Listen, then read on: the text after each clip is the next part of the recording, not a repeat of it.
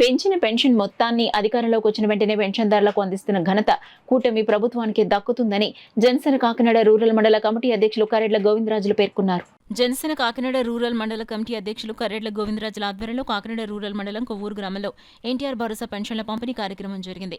జనసేన నాయకులు, టీడీపీ నాయకులు, బీజేపీ నాయకులతో కలిసి పెన్షన్దారులకు పెన్షన్లను జనసేన కాకినాడ రూరల్ మండల కమిటీ అధ్యక్షులు కరెడ్ల గోవిందరాజులు పంపిణీ చేశారు. ఈ సందర్భంగా ఆయన మాట్లాడుతూ ఏకకాలంలో పెంచిన మొత్తాన్ని అందజేసిన ఘనత CM Chandrababu, deputy CM Pawan కళ్యాణ్లకు దక్కుతుందన్నారు.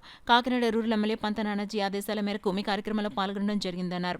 ఈ కార్యక్రమంలో జనసేన నాయకులు ముమ్మిడి వెంకట్రావు, బుజ్జి, గరగా గంగరాజు, తుమ్మలపల్లి కన్నయ్య, తిబిరిశెట్టి వరప్రసాద్, మేర్నేడి శివనారాయణ బ్రదర్స్, రెడ్డి విజ్జి, గొల్లపల్లి సతీష్ కుమార్, టీడీపీ నాయకులు గుండుబోగుల సతీష్, ఐతపూడి వీరబాబు, మరివాడ ఆనందరావు, దామలంక రవి, ఉప్పులూరి శ్రీనివాస్, బొంతు నాగేశ్వరరావు, బుజ్జి, జనసేన నాయకులు ఉభా వీరభద్రం, పోలినాటి ఈశ్వరరావు, బీజేపీ నాయకులు పెండం సత్యనారాయణ, బాబ్జీ, కూటమి నాయకులు, కార్యకర్తలు పాల్గొన్నారు.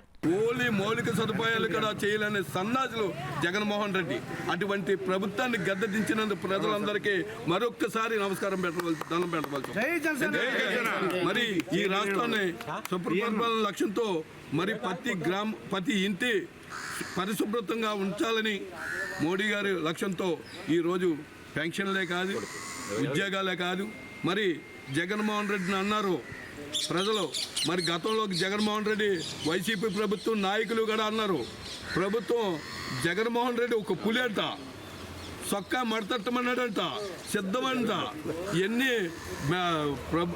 పథకాలు కూడా ఇవ్వలేని సన్నాసి ఈరోజు బోలు పథకాలు పెట్టి ఈరోజు ఏంటంటే తెలుగుదేశం జనసేన కూటమితో తోటలు అయిపోయింది ఈ ప్రభుత్వాన్ని. మరి ఎక్కడ ఒక 20 సంవత్సరాల దాకా రాకుండా చేస్తారని ప్రజలందరూ కోరుకుంటున్నారు. జై జనసేన, జై టీడీపీ.